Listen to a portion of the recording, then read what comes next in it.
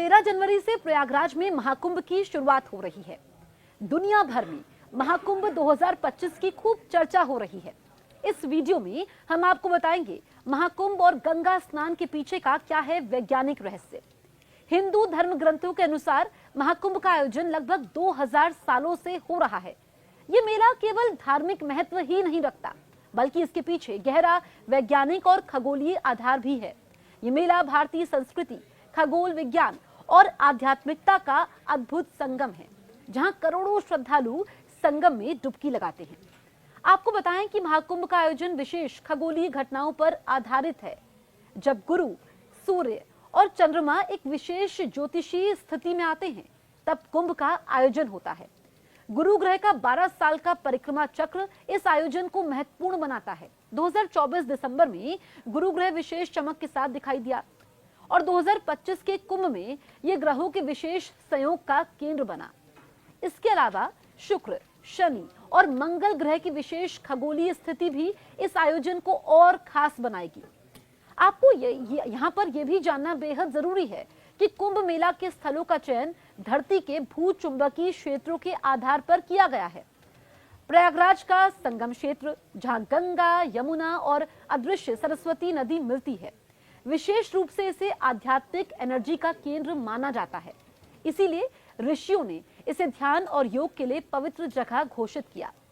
महाकुंभ मेला आध्यात्म और विज्ञान के बीच का सेतु है। ग्रहों की विशेष स्थिति का असर न केवल पृथ्वी के चुंबकीय क्षेत्र पर पड़ता है, बल्कि इसका सीधा प्रभाव व्यक्ति के शरीर और मन पर भी होता है। कुंभ इसी संतुलन का प्रतीक है, जहां आध्यात्मिकता और विज्ञान एक साथ चलते हैं।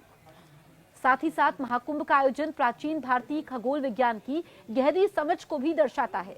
ग्रहों की स्थिति, सूर्य और चंद्रमा का संयोग और पृथ्वी के चुंबकीय क्षेत्र को ध्यान में रखते हुए ही इस मेले का समय तय होता है। इससे साफ मालूम चलता है कि भारत के ऋषि और विद्वान खगोल विज्ञान और जैविक प्रभावों के बारे में जानकारी रखते थे।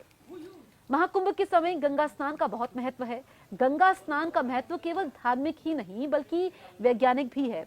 कुंभ मेले में गंगा स्नान का वैज्ञानिक पहलू धार्मिक आस्था के साथ साथ स्वास्थ्य और पर्यावरण विज्ञान से भी जुड़ा हुआ है। बायो मैग्नेटिज्म के अनुसार यहाँ पर मानव शरीर चुंबकीय ऊर्जा का उत्सर्जन करता है और बाहरी ऊर्जा क्षेत्रों से प्रभावित होता है। गंगा में स्नान करते समय शरीर को पॉजिटिव ऊर्जा मिलती है, जो मन की शांति के लिए कारगर होता है।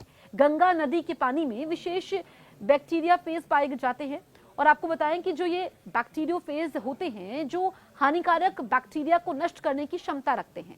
इसमें पाए जाने वाले खनिज और माइक्रोब्स यानी कई लंबे समय तक ये पानी को खराब होने से बचाते हैं। वैज्ञानिक रिसर्च में गंगा नदी के पानी को प्राकृतिक रूप से शुद्ध और स्वास्थ्यवर्धक माना गया है। ये भी कहा जाता है कि एक साथ बड़ी संख्या में लोगों के स्नान करने से सामूहिक ऊर्जा निकलती है, जो मानसिक संतुलन और पॉजिटिविटी को बढ़ावा देती है। इसे सामाजिक जुड़ाव और सांस्कृतिक एकता का प्रतीक भी समझा जाता है। साथ ही गंगा के किनारे की मिट्टी और पानी में विशेष प्रकार के बैक्टीरिया और खनिज होते हैं, जो स्किन और स्वास्थ्य के लिए फायदेमंद होते हैं। लखनऊ के नेशनल बॉटनिकल रिसर्च इंस्टीट्यूट की रिसर्च में यह पाया गया था कि गंगा जल में बीमारी पैदा करने वाली इकोलाई बैक्टीरिया मारने की क्षमता है।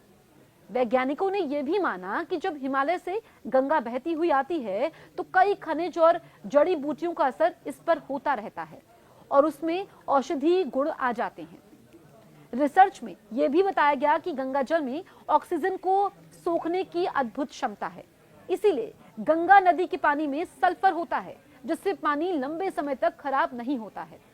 गंगा स्नान और गंगा जल पीने के पीछे भी वैज्ञानिकों ने कई प्रशिक्षण दिए हैं, जिससे यह भी मालूम चलता है कि गंगा जल पीने से हैजा, प्लेग या मलेरिया जैसे रोग के खतरनाक कीटाणु नष्ट हो जाते हैं। इसीलिए गंगा स्नान धार्मिक विश्वासों से परे एक प्राकृतिक वैज्ञानिक प्रक्रिया है।